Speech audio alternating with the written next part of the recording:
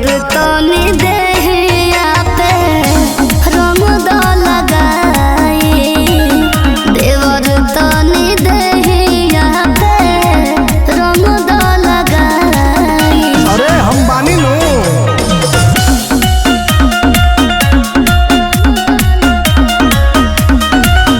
बुझतानी भौजी काहे हमसे कहत बाड़ू, अकेले जे रहत बाड़ू।